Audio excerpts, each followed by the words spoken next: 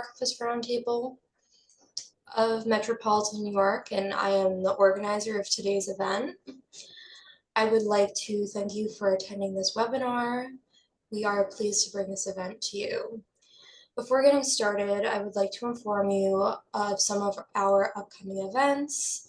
On Tuesday, November 11th, we will have a tour of the Trinity Church Archive.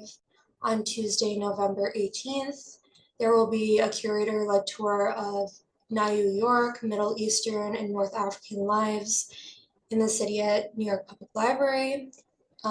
Stay posted. We have many more events coming to you. Today, we have the great honor of being joined by Elizabeth Hansen, Managing Director of the Texas Archive of the Moving Image. Elizabeth Hansen has more than 20 years of experience in archives, museums, and media. She is Managing Director of the Texas Archive of the Moving Image and has previously served as its Outreach and Education Manager from 2008 to 2013. Hansen has worked for the Country Music Hall of Fame and Museum, the LBJ Presidential Library, Kansas City PBS, the National Educational Telecommunications Association, and the Stax Museum of Soul Music. Her archival research has supported documentaries including Winebago Man, Karen Dalton, In My Own Time, See No Evil, and Oklahoma City Bombing, One Day in America. She holds a master's degree in media studies from the University of Texas at Austin and is a certified archivist through the Academy of Certified Archivists. Some final housekeeping items. Please note that this event is being recorded, so if you wish to turn off your camera, please do so now. And we ask that everyone silence their microphones for the duration of today's talk. Please include any questions or comments in the chat box. We'll have time at the end of the session to answer them. Thank you, and without further ado. Hello, good morning. My name is Elizabeth, and I'm the Managing Director of the Texas Archive of the Moving Image. We also refer to it as TAMI, so you might hear me say that during this presentation. Thank you so much for having me today. Today I'll be sharing Real Texas inside the Texas Archive of the Moving Image, which will be an inside look at how we collect, preserve, digitize, and make accessible thousands of films and videos that together tell the story of Texas. Today's talk, we're going to kind of go through a background on TAMI and who we are. We're going to talk specifically about our Texas Film Roundup program, and then look at digitization, curation, and a few highlights from the collection. So, and then at the end, we'll take some questions. So I'm actually really eager to hear what kind of questions you all might have. So, Texas Archive of the Moving Image was founded in 2003 by Dr. Caroline Frick, who was pursuing her doctorate at the University of Texas at Austin. There's Caroline. She is still involved with the organization as board president and, still part of our kind of daily operations. Caroline, when she arrived in Texas, I think saw that the state had this strong cinematic identity and a presence in, popular film, but she saw that there wasn't a coordinated effort to really preserve our own moving image heritage. She envisioned a kind of new kind of archive, one focused on access, public engagement, and community collaboration. And this came out of her specific background. She had worked for the Library of Congress, the National Archives, Warner Brothers as a film archivist, and received her training at the University of East Anglia, where she was working in the archives there with plowing films and local commercials, these things that maybe don't come to mind as much when we say the word film, right? You might, especially when we think of Texas, I like to say, when I think about Texas films, I probably think about the Alamo or Giant, but where we're looking at are those things that are falling through the cracks, the things that aren't being taken care of by a major studio that's still monetizing it. So home movies, those other types of films, home movies, local television, industrial, educational. And that came out of her experience there, really seeing the different types of materials that they were collecting. She also was very influenced by the last film search, or the film searches that happened in both New Zealand and Australia, where they traveled the country looking for films films. That was more focused on those 35mm, early 35mm films, but she wanted to apply that to this idea of this more community content. And around the same time she founded TAMI, just a few years later, YouTube was founded. And I think that really changed the way she envisioned the archive. Um, I think her early ideas about it were that this would be, a center, a place where people would come and watch films. But by 2003, when she founded, that was just kind of the beginning of when online streaming video was really becoming viable. And we see the emergence of YouTube in 2005 happening kind of in that in-between moment when she was running the archive basically out of her apartment and kind of had some basic foundational collections. So all those things definitely factored into the vision that she had for the organization and how we've developed. Um, at heart, our mission is to discover, preserve, provide access to, and educate the community about Texas's moving image heritage. And we believe that these films and tapes, whether they're professional news footage or amateur home movies, are really vital historical records and important primary source documents of our history. Our operations are defined by two core principles. We are an access-driven archive, meaning that preservation is always in the service of making those materials viewable. And we're a community-sourced archive, meaning the collection has really been built by people across the state of Texas. Rewind to 2005. This was the earliest version of the website I could find, and it's what it looked like when I started working here in 2008. We had about 10 films online. And our earliest titles were curated from public domain sources like Universal Newsreels. We had also received the donation of a film collection from an Austin TV producer, and we're helping a family digitize their home movie collection. Fast forward to today, the website now has over 7,000 videos on it, and that number is increasing daily.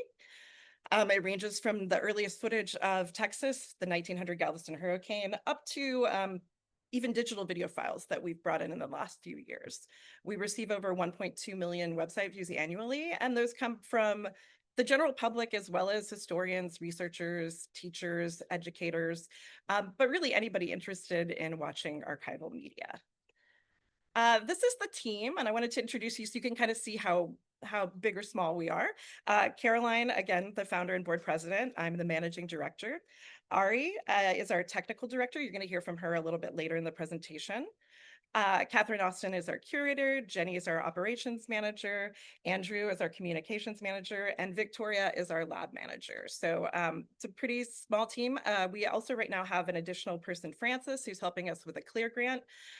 So when we have the opportunity to kind of hire people to help us with additional projects, we like to do that. And we also have a lot of interns that work with us. We're right just down the road from the University of Texas at Austin, and they currently have no instructional courses in the library school that focus on film or video. So often we work with students who are wanting that kind of hands-on experience. Our collection is, we have a bunch of different collections that have come to us over the years. When Caroline started this project, the idea was that we would not keep physical collections. We would digitize, maintain digital files, and not put resources towards the storage of physical collections. That said, over the years, we've had too many things, I think, that were threatened to go into a dumpster, and our little archivist hearts were breaking over that. So we have acquired some collections over the years. Gordon Wilkinson was our foundational collection of Austin television. KPRC TV Houston is our largest collection, over 70,000 items, and we have only made a little dent of, I think, about 6,000 items digitized at this point. There's much more to do with that collection. It's also if you have seen a true crime documentary TV show about Houston, you likely will have seen some footage from the KPRC collection. It is a great source for us for documentarians. Another couple of collections in here: Don Stokes, industrial films; Ramon Galindo, home movies and amateur films. And then, down there at the bottom, we've got the Texas Film Roundup. And this is really the core of our collection and the core of what you're seeing online and on our website. The Roundup really embodies all those elements: discovery, preservation, access, education. It's a program that was launched in 2008 in partnership with the Texas Film Commission and was the result of the first Texas Film Incentives Package.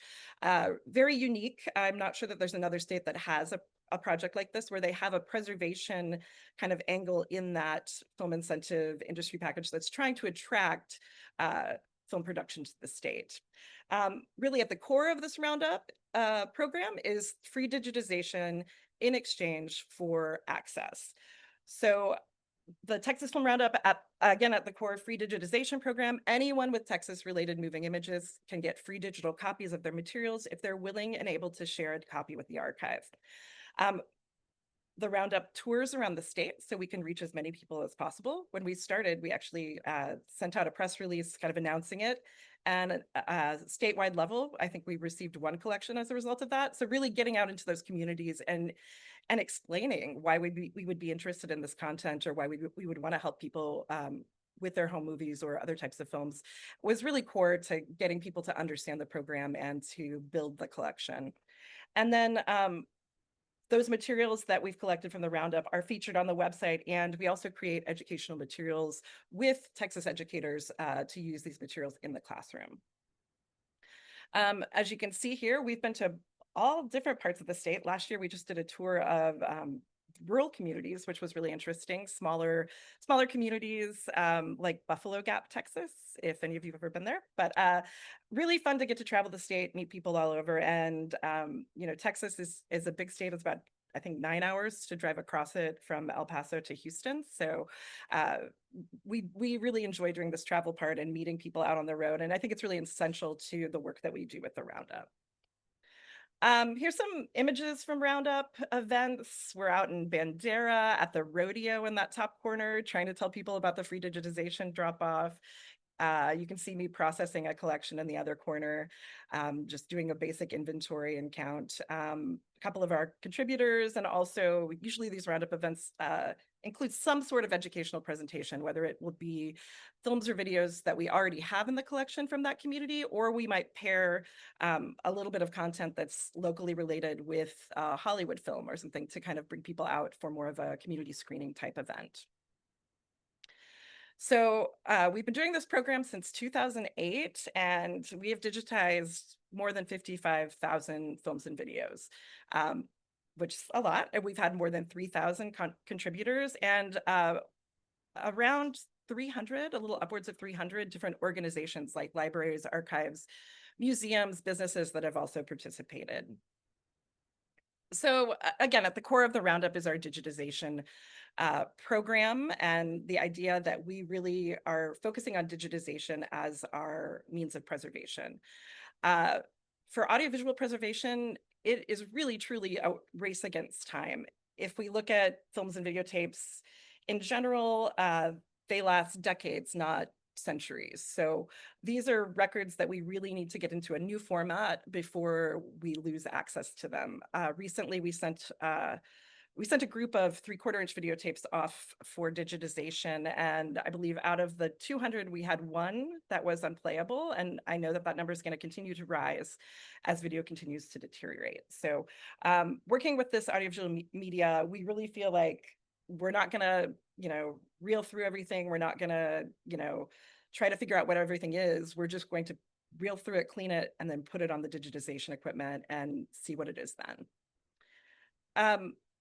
Everything that enters the office from the Roundup really immediately enters the digitization queue, whereas our larger collections that we hold are done in batches when we have the bandwidth or when we get additional help through grants.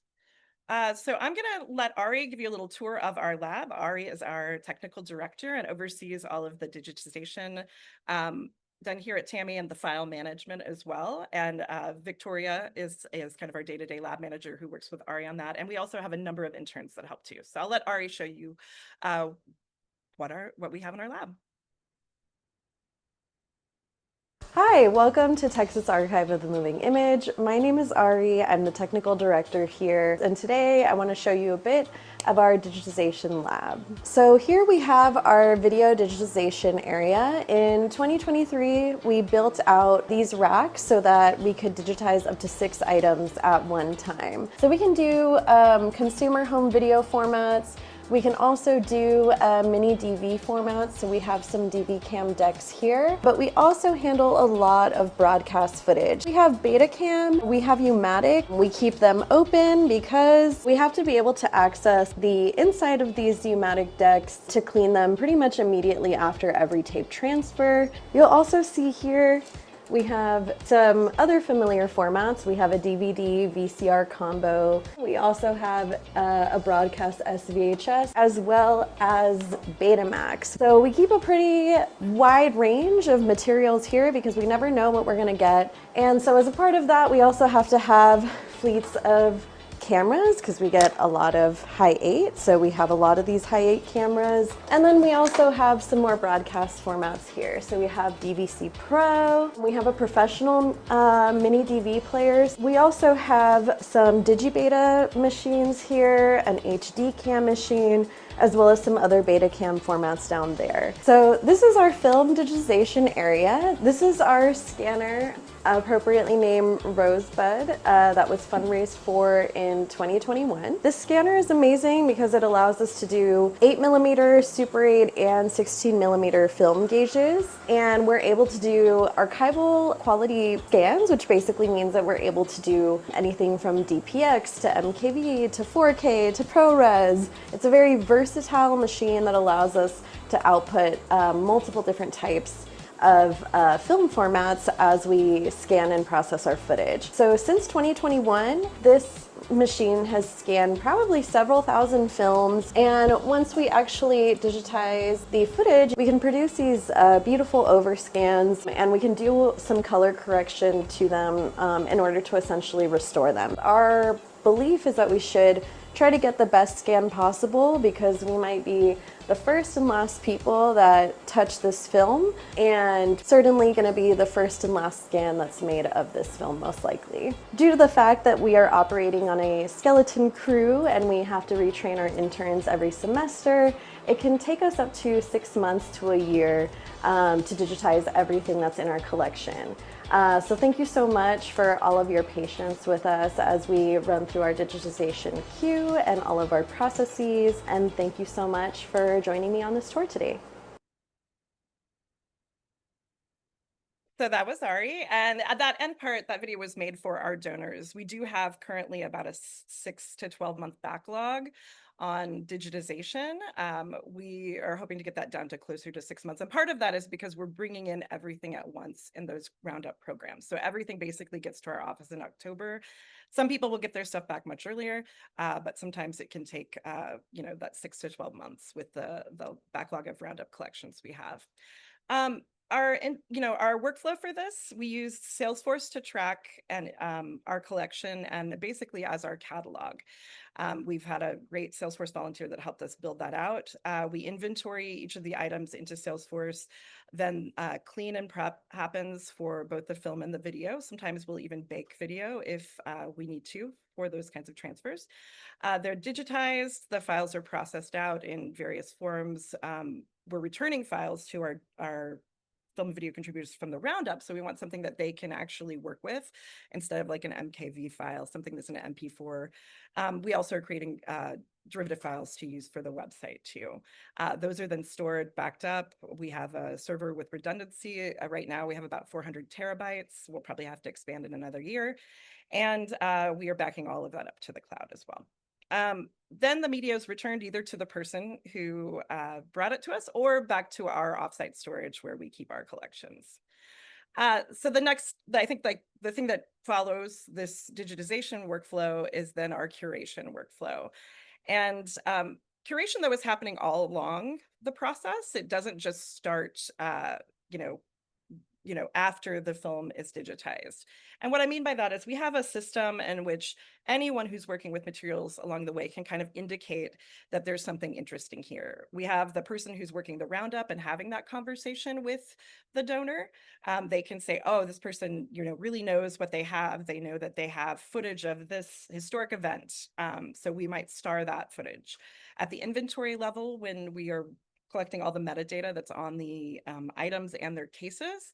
The inventory person might also say, oh, this one, has something that we've been looking for, a representation of a community that we don't have in the collection currently.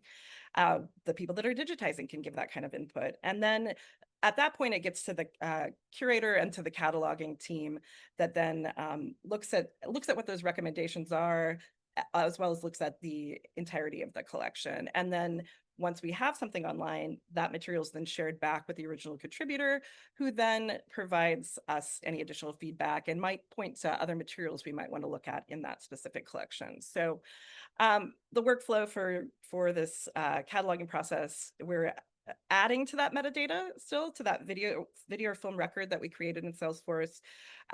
We are doing some research around the materials and selecting materials specifically for the website, and then describing, uploading, and of course, sharing. So this is a question that I think I've had multiple times and is an interesting one. So if we've digitized 55,000 films and videos, but we only have 7,000 online. So there's a lot of reasons for that. One is definitely resources and bandwidth. And a lot of it has to do with the approach we take to this. We want to make sure that everything is contextualized and well described. And if we can't describe something, or at least assign some basic keywords to it that would lead people to it in an internet search, we are probably going to move on to the next thing that we can try to make those connections with.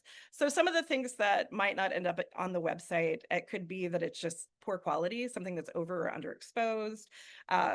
Insurance videos or something that show up sometimes, where people just walk around their house for like 40 minutes shooting video of all of their stuff, which is interesting to them, but it's not something that we find a lot of people are going to come and watch on the website. Lack of descriptive information, if we really just can't figure out what it is. Often our home movie contributors don't know what's in their own collections, because say it was left to them by a grandparent and has minimal description on it. They might not be able to recognize people or places as well. Sometimes redundancy, especially with our television collections or with educational industrial films. Explicit content, we're trying to keep the website suitable for a fourth grader. If something's under copyright, we try to do our best determination on if something's public domain or in an orphan status that we feel comfortable sharing. If it's not Texas related, or if the contributor requests that we not share something, we try to acknowledge those requests and to take those into consideration too. So what does end up on the website, we're looking for things that have some sort of tie to state history, media history, maybe show traditions or experiences of Texans, especially ones that are not already currently represented. Does it have educational value for both informal or formal learning? Is it appropriate for a fourth grader? Does it represent a region, a group, an era that maybe isn't already represented? We try to have at least one film or video per contributor represented at a bare minimum. But that's something that that we're always trying to make sure that we can just kind of increase different representations of the different types of people and places in Texas. Is it unique, and is it watchable? So, from there, our additional curation activities, we host screenings both in Austin and across Texas. We often do this in partnership. We've had some really fun partnerships. The Paramount Theater here in Austin does a classic film screening series, and one year we pulled from our celebrity interviews that were done by two Austin television personalities, content to go in front of the films that they showed in that series. So I believe one was Alien, and we have an interview with Sigourney Weaver from when Alien first came out, done by Austin broadcaster Carolyn Jackson. So we'll do screenings of our own things, but often we'll provide pre-show or other elements for partners or in partnership. And we try to do that across the state, but definitely we're here in Austin, so those types of things happen more in our Austin area. We also create web exhibits on different themes. The one you're seeing there is about home movies, called Wave to the Camera. We recently did one on the Hemisphere, which was an event that happened in San Antonio in the 60s. We're constantly adding to that. I think on cue for this year are web exhibits on festivals and football, so look for those coming soon. We also work with an educator fellow every year to create educational resources. We have more than 40 of these on the site that align back to films and are tied to the Texas Essential Skills and Knowledge critiques that Texas educators are supposed to be incorporating into their classroom teaching. And then social media, that's one that I think is an area where we have had a lot of success, and I think is a great way for people to kind of find us.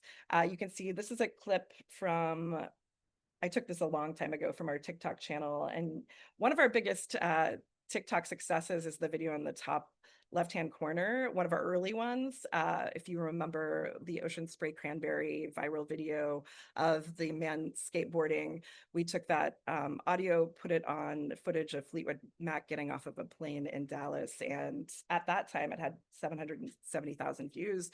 This was probably like 3 years ago when I took the snapshot. So we've really enjoyed being in that TikTok space, but also Instagram, Facebook as well. Our social handle is at Texas Archive on all of these platforms. MailChimp obviously is our email provider.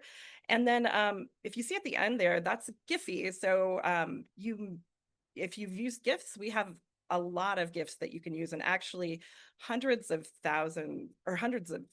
millions of uses of GIFs each year. So we don't even really put that into our social media stats, because if we were counting all of the exposure that the TAMI GIFs are getting, we would be at like 200 million exposures to the collection. But by the numbers, we have about 124,000 social media followers, and we had 273,000 engagements in the last year. So that's really, we're encouraging people to go to the website, but we're also encouraging people to connect with us in kind of that space, really as a brand, thinking about TAMI as not just like this archive that you go to, but like something that can be out and in spaces where people are going to find us. So I wanted to show a couple highlights, and these are a couple of like our most popular videos, or videos that I might have something specific to talk about. This video is the video that got us to a point where we could monetize YouTube. It's of Cesar Romero as the Joker. What does this have to do with Texas? Jean Boone, the woman who has her arm around Cesar Romero in this photo, was Austin's first female broadcaster. The premiere of the Batman movie in 1966 happened in Austin because Austin was home to a speedboat manufacturer that made the Bat boat. I'll show you a little bit of this. You're going to get some intimacy between Jean Boone and Cesar Romero.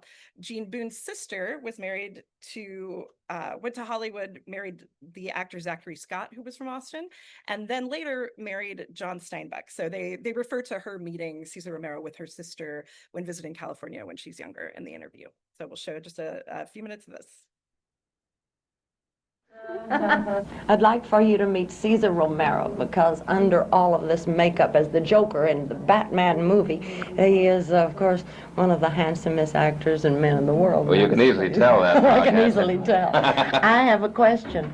Why the green hair on Joker?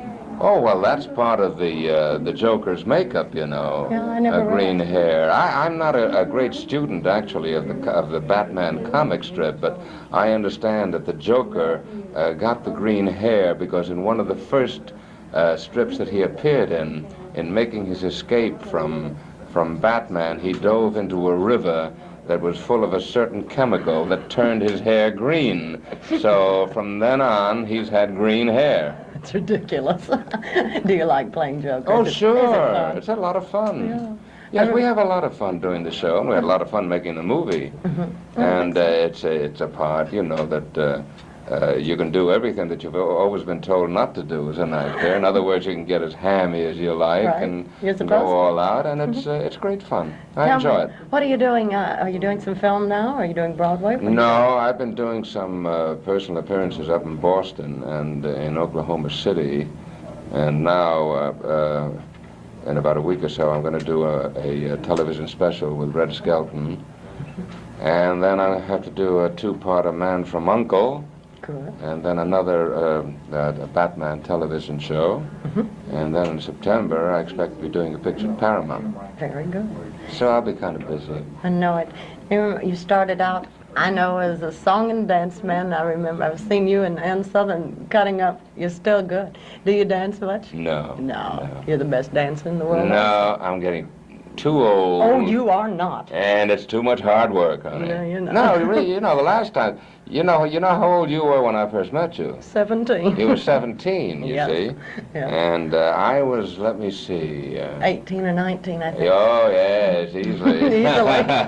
We were well chaperoned, but Caesar happened to be a friend of my sister, and so when I visited her, he had to take care of baby sister and take her every place in Hollywood. Sure. And you even rode things at Ocean Park, and I think we all got sick riding the I know, rides. but it was a lot of fun. Had a wonderful I time. look back on those years with a lot of sort of nostalgia and I do too. whatever you want to call it, but they were fun. I think so. They were fun, and I miss them too. Oh, I do too. I of miss course. seeing Elaine. Mhm. I see her once in a blue moon when I go to New York, and of course she's had a very exciting life. Yes. Being married to John Steinbeck, traveling all over the world, it's been a wonderful thing for her. I think hasn't it? probably you see her more often than I. No, I don't, Gene, because I don't go to New York very You're really often. working mainly then in I Hollywood stay in all the California time, most yeah. of the time. When you're doing your regular Batman for television, how often do you have to work? How often do you do a Well, series? each show. See, I'm not in all the shows. Right, You well, know, sure. it's just now last season I did 3 of the Batman shows, and then of course the motion picture. And now next month I'll be doing the first one for the new season. How many I'll do, I don't know. Probably about 3 or 4. I wish you'd win sometime. Oh, you can't win. The villain can't win. We always win, on Wednesday night. At the end of the show, Wednesday night, we're winning. But then comes Thursday night, and we lose. You've had it. Had it. You don't care. Oh, well, I've enjoyed talking with you, and we're going to see you in the movie. Thank you, dear. It's And wonderful to see later. you again. Nice to see you. Cesar Romero, of course, a fine actor, and presently starring as Joker in the Batman movie. I just love that video. I think it's so fun, and I can totally see why people have picked up on that on YouTube. I think we've noticed that videos that kind of look at classic Hollywood stars or classic television stars have done really well for us in that space. And it's just like there's just so much going on there, and it's so fun. I wanted to let you see that entire thing. Their chemistry is great. This home movie is one of our most popular that I bring up next of the San Antonio River Walk, and it's silent, so I can kind of talk over this. When we did our 20th anniversary, this was our, one of the videos we featured as our most watched. So if any of you have been to the San Antonio River Walk today, it doesn't quite look like this, but there are elements that look the same, but this is just a really beautiful home movie of that space. And showing families exploring it. This family in particular is from Abilene, Texas, so would have been on vacation in San Antonio to visit the Riverwalk. This is a recent video that has gotten a lot of play. Often, I believe we've had a couple of accounts kind of do parodies of this in the TikTok and kind of real spaces, but I'll let you see for yourself. Real good stew. The stew. It's good. Oh, it's just, well, actually, it's... Sure has got a lot of beef in it. It's got a lot of beef in it.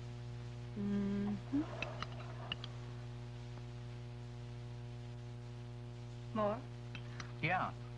I guess beef stew's a lot of work. Well, not too much. But maybe we could have it a little more often. Sure. You know what? What? I even like the carrots. Go ahead if you want to. Hide the can and take the credit for Ostex beef stew. In fact, you can take the credit for Ostex spaghetti and meatballs, too. It's okay with us.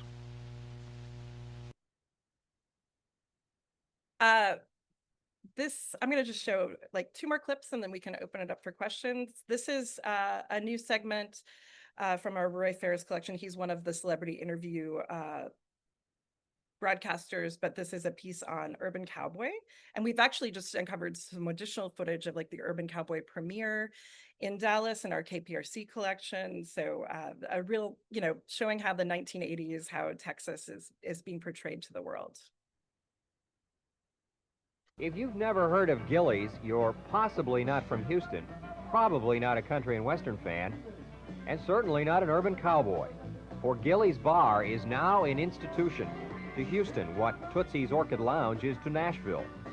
It's been here for the past 9 years, but only hardcore C&W fans knew about it. That was before John Travolta and a movie that was as much about this honky-tonk as the people who hung out there. It's not making a lot of money for Paramount, but... It looks like a 2-hour commercial for Gillies. I'm very happy that back in 1971, my business partner Sherwood Cryer decided to call it Gillies instead of one of the names I had picked out for it. Which was? It was the Sin Den. What has Urban Cowboy done for Gillies? Well, it's turned Gillies almost into a national shrine, you might say. And yes, it has. It's improved the take quite a bit, not only in product that we sell, Gillies T-shirts. I made a statement the other day that all these years that we've been advertising Gillies, now people are coming in and advertising for us by just wearing our T-shirts. I was in Dallas. I saw people wearing, you know, I rode the bull at Gillies Club, Pasadena, Texas. Way out in California, you see them, you know, walking down the street with a Gillies Club T-shirt on. And it made me feel darn good to say, hey, after all these years of struggling, which has been around 20 years, to see these things beginning to happen for Mickey Gilly. That video, if you watch it in full, also includes a hat tip, which is one of our most popular gifts. And then we're going to kind of wrap up some video clips with this educational film made by Selena. A clip from this. It's about 15 minutes long. It's really watchable. I encourage you to go find it on the website. One of those interesting moments that I've had with this film as an archivist, we digitized this for the producer who was based out of San Antonio years ago. And then just a year or two ago, we were working on a collection for the University, Texas A&M Corpus Christi, and they had a collection of like a locally produced TV show. And one of the episodes, Selena is coming to that show to show this video. So we have both this video and a video of her presenting the video, which I think is really fun. So we'll let her talk about Tejano music. Tejano music is known for its use of el acordeon, the accordion, and for the polka ranchera, waltz, and other rhythms of German origin. Tejano music is performed by conjuntos, orquestas, or grupos. Conjuntos have from 2 to 4 members, with 2 members singing in harmony. The principal instrument is the accordion, accompanied by a bajo sexto, bass, and drums. The guitar-related instruments trace their heritage to Spain. Orquestas are much larger and include brass instruments such as trumpets, wind instruments such as saxophones and clarinets, and violins. The accordion may be included. Grupos are smaller and often use synthesizers to create a brass, string, and even accordion sounds. Norteño is very similar to Tejano music. Norteño means northern, or of the north, northern Mexico in this case. Norteño groups from Mexico have toured Texas for decades and have been strongly influenced by Tejano music and Tejano fans, especially in their style of accordion playing. Now, who listens to Tejano music and who listens to Norteño music? It doesn't matter where you're from or what part of the country you live in. You can enjoy both. Tejano music is being more widely marketed now in Mexico, so the public will be growing. The taste of the new audience will have an effect on the Tejano style. Tejano and Norteño are meant to be danced at weddings, birthday parties, festivals, tardeadas, concert dances. People like to dance when they've got the chance. Of course, at school dances and parties, we have top 40, R&B, rap, and Tejano. And now, I will show you how to dance a polka.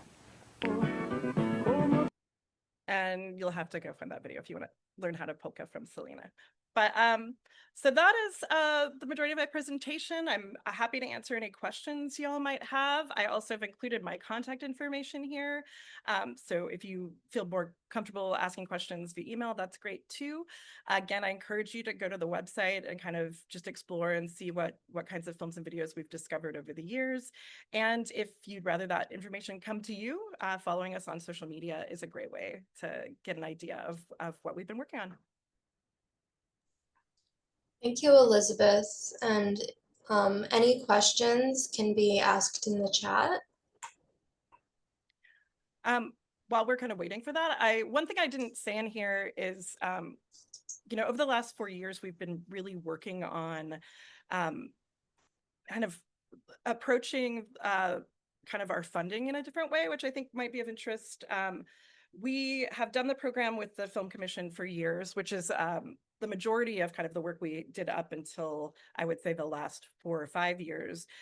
We've been really working on better engaging our contributors with both kind of outreach and working on strategies to better communicate who we are and what we do to those to those contributors, as well as to kind of grant funders. And so we've been working on a lot of additional projects and seeing a lot of growth from really focusing in on who is coming to us with these materials. I think there was a idea when we started, if you do a free program, that the people that come to you aren't, you know, they want to do it because it's free. They don't have resources. They're not really kind of interested past that, but that has not been the case. We've seen many of our biggest donors of money also come out of our contributors. So it's been interesting to see who kind of remains engaged with us and who's interested in their content and seeing others see their content too. I have a few questions. Yeah. Can you speak to some outreach initiatives you're a part of? Yeah, so you know, the Roundup is our primary outreach project, so taking that across the state. And you know, we can't do that without partners. So we look for communities that want to partner with us. We just did one in Gonzales, Texas, which is a smaller community, but has a big emphasis on Texas history. Their Chamber of Commerce, and they wanted us to come down.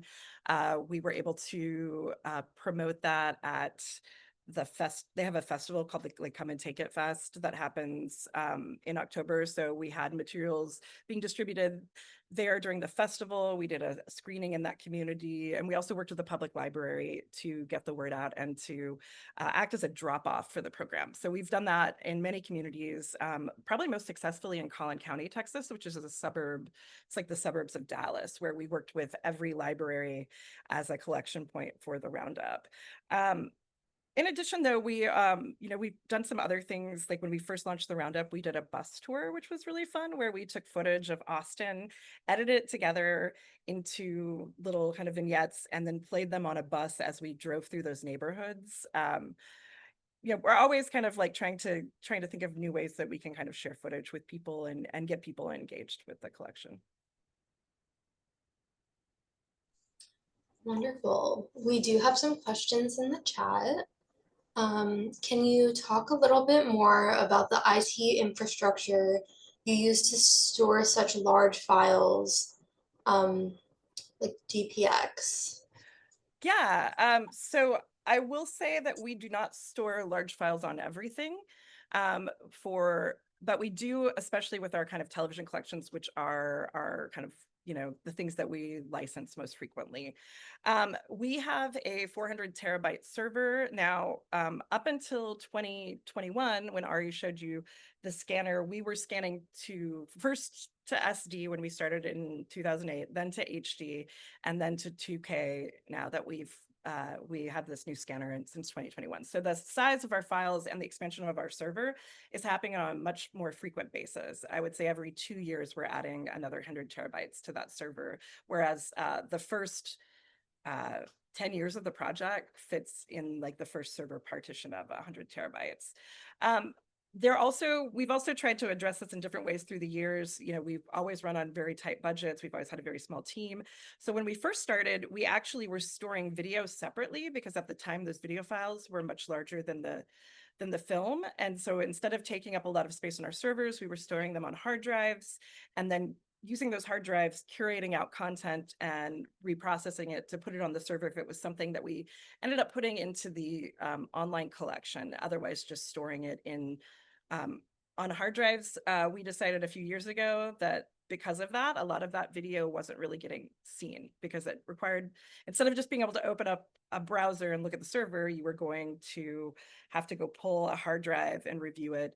And we migrated everything onto the server over the last couple of years, which has been has shown us that we missed a lot of things as we were going through things the first time. So I think that's an area where if I could go back in time, I would have encouraged us to maybe expand our servers much earlier. It's a large expense, but it makes all of our workflows work so much better. But so yeah, that's mainly we're using and I'm gonna blank on the name of the server, Synology, I believe, Synology kind of server partitions. And then we are backing up everything to Google Cloud right now, which is a hefty monthly fee, but we want an extra layer of protection there. We are actually thinking of moving into the Amazon AWS workspace and are working on a project that we would redo all of our web files, apply AI tools for transcription, and change the way we deliver files too. So when we deliver files to program participants right now, we're just sending hard drives with files, but trying to work on a file delivery system that would, cut out that time we're spending going to the post office and packaging things out. And I would say if you have other questions deeper about the server, Ari is a great resource, and her information is on the website too. We have another question. He said, thank you for your great presentation. I'm curious about how the archive approaches content that might deal with uncomfortable aspects of history, especially given the many donors aren't sure what's in their collections. Yeah, so because of the Roundup program is a state program, there are some pretty strict rules about like nothing, we can't engage with anything that's pornographic.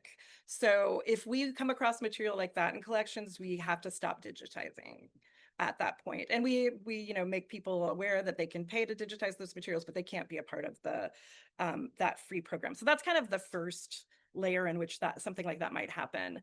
Then again, we're trying to keep the website open to a fourth grader, but yeah, there's Texas everywhere. You're going to run into materials that are uncomfortable. So we usually try to create some sort of acknowledgement of that in the description. So the description will say that, maybe this video contains language that is no longer seen as appropriate, or we are in the middle of a project where we're digitizing materials related to Houston's queer community.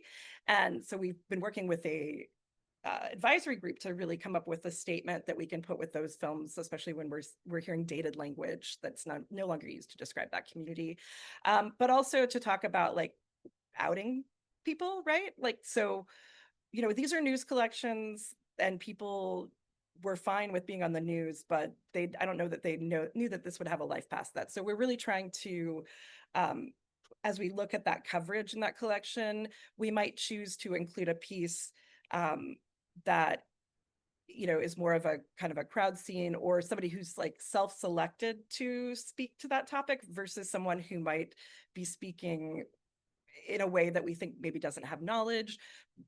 So all those things are kind of that they're complicated and difficult, but we try to deal with them the best we can while still trying to keep things as accessible as possible. We do have a couple of films where we have edited out materials. One in particular I can think of is the Texas City disaster. This is a film that was made by the Texas Department of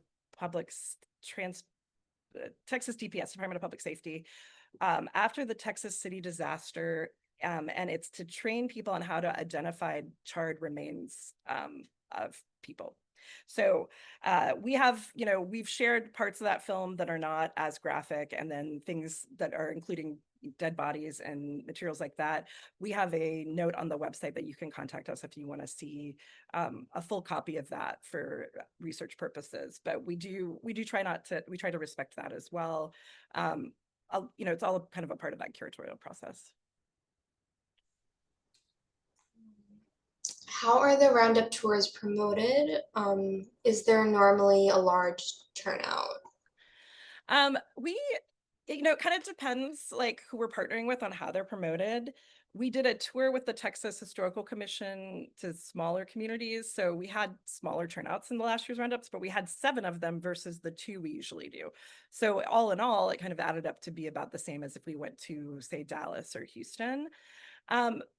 Our local partners are really, we work with them. We try to give them all of the assets that they might need to help spread the word. We also look at press in that area. Part of my background was in publicity.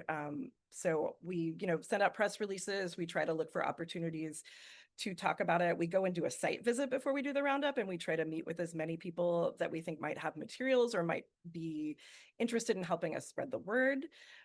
We utilize our Google ads, which most nonprofits qualify for a Google ad budget. I can't remember what it is, but it's quite large, and with very niche programming like ours, I don't think we've ever used up that free allocation. Facebook is another one where we'll be posting in Facebook groups are often great places to get the word out about things like this. And sometimes I think too, perhaps using that Hollywood content next to the archival content that we're looking at can be a way to kind of open programs up to a larger community. So, we did a screening the other week where we had maybe, I don't know, I think like 10 people there. It was a smaller group, but then we did a program at the Hemisphere in San Antonio where we had over 150 people come out to see materials around that. So it really depends on the community, the partnerships that we make, and the work we do to try to promote too. But we have our communications manager. That's a big part of their job is looking at how to promote those roundups and planning those roundups. Do you provide captions or transcripts on your videos? So we haven't quite caught up to where we should be with this. We have, for our most watched videos, we have had transcriptions made, and those are a part of the tool that runs our website. We use a tool called Glyphos, and it does kind of time, it attaches, we can build chapters out, we can use it for transcripts. But the plan is, as we move all of our file systems over to AWS, is to run all of our videos that do have audio through kind of some transcription and to create closed captioning files for all of those videos. That's a part of kind of this larger project that we're working on right now. So at this time, some have them, some don't. We do have a lot of silent things that will not have transcripts necessarily. And then we're working on, though, trying to make sure that in the future, we have a site in which everything has transcription.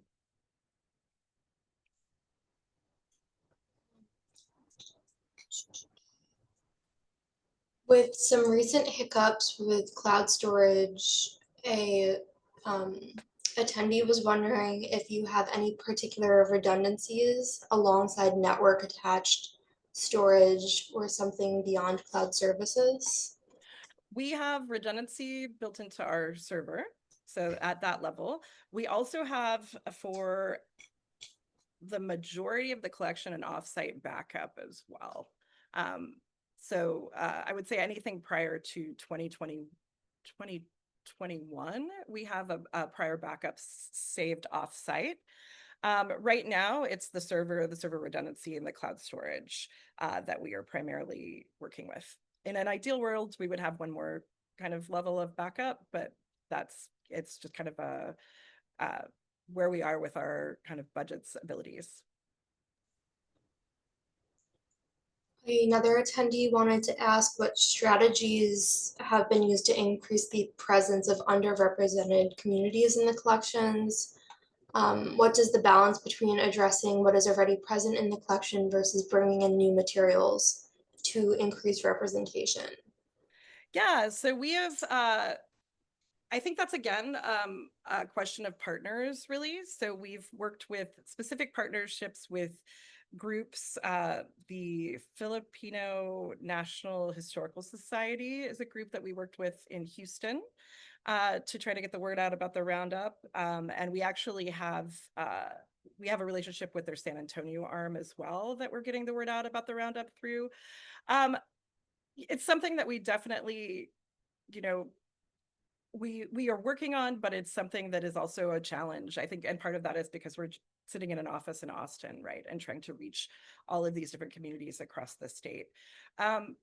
But yeah, mostly what we kind of do is try to work with partners in communities and seek out partnerships in communities that are maybe addressing groups that we don't have as much representation of. And I will definitely say, I think Asian American communities is one area where we really lack representation, and that's one of the reasons why we've been talking with FONS, which is a really well-organized group, but we're also always kind of seeking opportunities. We just did a program at the Asian American Community Center here in Austin. So yeah, when we try to seek out things, we also, if we're invited to participate in those things, I would say, Fonz reached out to us about participating in something a few months ago, and our bandwidth was low, but we know that that's important to us. So that was something that we went ahead and made, allocated the time to make happen.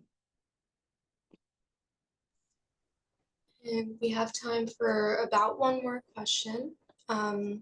Since you collect from all over the state, have you noticed any local enthusiast scenes or distinct stylistic content differences in films from around Texas? That's really an interesting question. I don't know if there's anything thematically distinctive that jumps out at me, but I will say, I remember years ago, I believe, gosh, what is the show with Ira Glass? This American Life did a thing on home movies, and they talked about what's in a home movie collection, and birthdays, weddings, family reunions. I can't remember their entire list, but the one thing that was really different in Texas collections is snow. Whenever it snows, people take their home movie cameras outside and try to document, since it's so rare. So I would say almost every, maybe not every, but like a good chunk of Texas home movie collections have some footage of snow when it's not something that's usually a part of everyday life, and it's novel. It kind of sends people out to capture it. I love that. That's so much fun. Yeah, parades are, I don't think that's unique to Texas, but parades are one of the most interesting things I think that come out of home movies. You really get to see often what like a historic downtown looked like. You get to see what kinds of businesses were important to that community, who shows up for those parades. And I don't know, I think that's an interesting thing that comes out of a home movie collection, that when we're trying to explain to potential contributors, like, why would anyone want to have any kind of interest in my home movies, I think that's one that people kind of understand. They're like, oh yeah, I do have a parade in there, and yeah, I can see why that might be of interest. We're interested in all kinds of elements of this, but that is one of the hardest obstacles, I think, to building a home movie collection, is breaking through that barrier of people not thinking that they have anything to contribute to kind of this history when they obviously do. Wonderful. We're just at about time. Thank you so much, Elizabeth. This has been such a treat. Thank you. Yeah, and I think that's a wrap. Thank you everyone for attending. Have a nice rest of your day.